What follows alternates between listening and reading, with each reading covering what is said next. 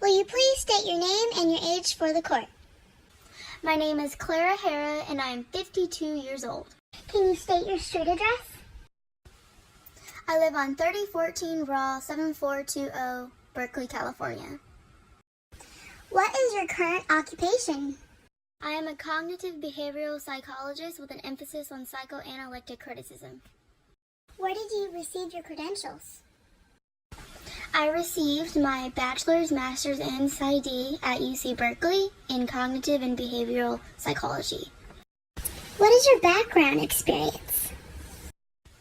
After graduating, I was recommended to a Yale Cognition Lab. I've also worked at the Office of Psychological Services in San Francisco as a cognitive officer. What did being a cognitive officer at OPS consist of? I helped individuals make changes that improved their personal functioning and how they coped with life stress. I used my psychoanalyst to review my notes and stuff so I could be more in touch with the patient. Where do you currently work? Since 2001, I have been working in the Department of Psychology at the University of San Francisco. Who do your patients usually consist of? I have been instructing and giving out services to the community, including staff, students, and the residents of San Francisco. How many times have you qualified to be an expert witness in court? I have been selected 23 times as an expert because I have applied my theories like Friedman to my behavioral and cognitive studies.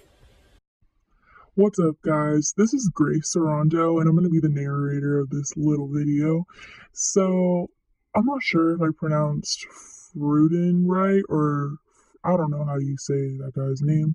Anyways, let's jump into it. I'm not sure if you guys have caught on, but this is supposed to be in a court setting, with all the people in the background, a jury, and all that. And we're waiting for the expert to be qualified right now. But as you can see, I'm not in a courtroom. Anyways, as one of my examples that I'm supposed to have for this assignment, I'm going to talk about the Friedman guy. So, Freud's account of the mind structure, ID, ego, and superego, led to a new understanding of human psychological development and the treatment of psychological disturbance.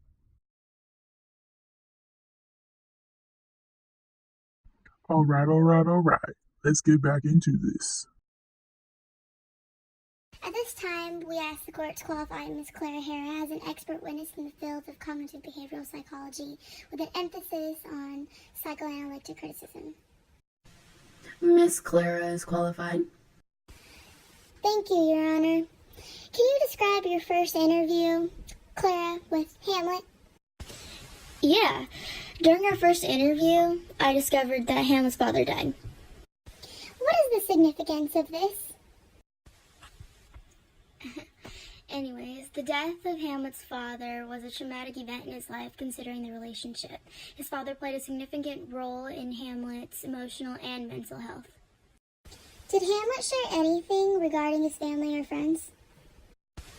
Yes, I learned that Hamlet's friends and family told him to move on from his father's death continuously. What is the significance of this?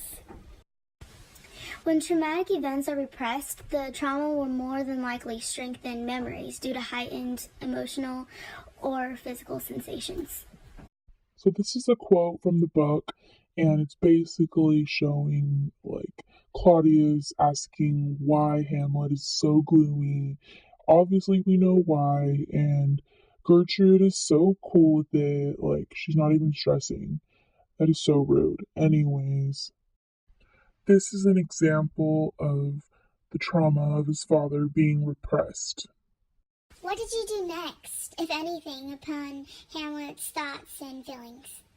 To strengthen my evaluations due to Hamlet's behavior, I wanted to interview some of the people in his life. What did you learn from those interviews? I learned that Hamlet, in one instance, cannot determine the temperature of the room. He claimed to be hot, cold, and hot again. He would also go from laughing to crying. He also spoke to inanimate objects. He spoke to the skull. Most significantly, he claimed to see a phantom resembling his father.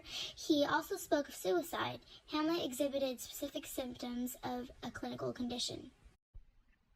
This is an example from the book.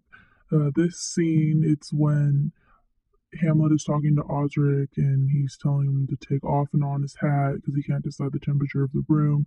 And then this is the scene where Hamlet finds Yorick's skull and he's talking to him. So this can be related to Freud's theory. We could analyze this text and learn about how Hamlet's mind is thinking and see if there's any psychological problems. Did you make any other discoveries? A childhood friend of Hamlet's, as well as his mother, explained to me the drastic change of his mood and behavior after his father's death. This is when I went through the DSM-5 to see if any of this behavior could be a sign of a condition. What is the DSM-5? The DSM is a handbook used by healthcare professionals in the U.S. and as much of the other parts of the world, and it's used as an authoritative guide to diagnosing mental disorders. The Diagnostic and Statistical Manual of Mental Disorders, known as DSM, first appeared in 1952. It contains descriptions, symptoms, and other criteria for diagnosing mental disorders. Now I'd like to discuss your evaluation of Hamlet's mental state. Does Hamlet exhibit symptoms of a mental condition? Yes. Hamlet exhibits the symptoms of one suffering from schizoaffective disorder, specifically the bipolar type, which is a clinical mental condition consisting of mood mania episodes and depressive behavior. I diagnosed him with this condition. Miss Clara, what are these symptoms? Schizoaffective disorder, according to the DSM-5, consists of delusions, hallucinations, depression, maniac mood, impaired communication, and impaired social functioning. Which of these symptoms, if any, does Hamlet exhibit? He exhibits all 6 symptoms. Miss Claire, is it necessary for mental illness to appear in the brain as well as behavior? Not at all. In fact, it is often for patients with disorders simply exhibit behavior or mental action that do not require brain defects. What's up, guys? I'm back. This is a brain scan of a normal brain and a schizoaffective brain, and you can't really spot the difference besides the size, but I don't really think that matters. But the bottom diagram is normal and schizo brain, and I can't spot the difference here. Can an expert diagnose a patient simply based on brain scans? No, we cannot simply diagnose a person just based on brain scans, even if they do have mental illness, especially if it's a disorder primarily based on behavior and cognition. Miss Claire, did you treat Hamlet? Yes, Hamlet went through cognitive behavioral therapy, which focused on acceptance, commitment, and solution finding. So, cognitive behavior therapy works on 5 big points. 1, you become more rational. 2, you learn how to control your thinking. 3, your beliefs about yourself change. 4, you calm down and relax. And 5, you expect better outcomes. Did this help him? Illnesses such as schizoaffective require both medication and therapy. I cannot prescribe medication to my patients, but I did suggest Hamlet to see a psychiatrist who could. Medication and therapy go hand in hand. What does that mean for a patient who is solely on medication or who only goes to therapy? It is unlikely for the patient to receive the sufficient amount of treatment needed to control their illness. Was Hamlet on medication? Hamlet was not progressing the way a patient would be with medication. To further this, I received a call from his mother to confirm that he had not taken his medication prescribed from his psychiatrist. What did Hamlet tell you, if anything, regarding his medication?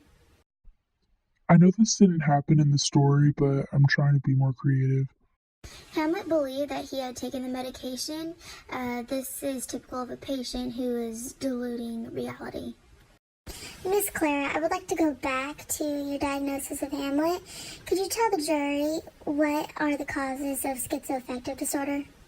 There is no definite cause. It could range from genetics to brain structure and to trauma.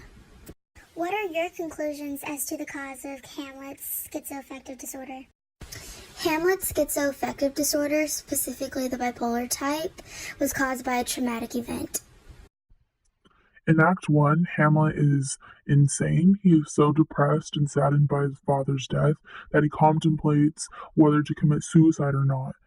So, Miss Clara, what was that traumatic event? The traumatic event was the death of his father. Thank you, Miss Clara. Your Honor, I have no further questions. Thank you.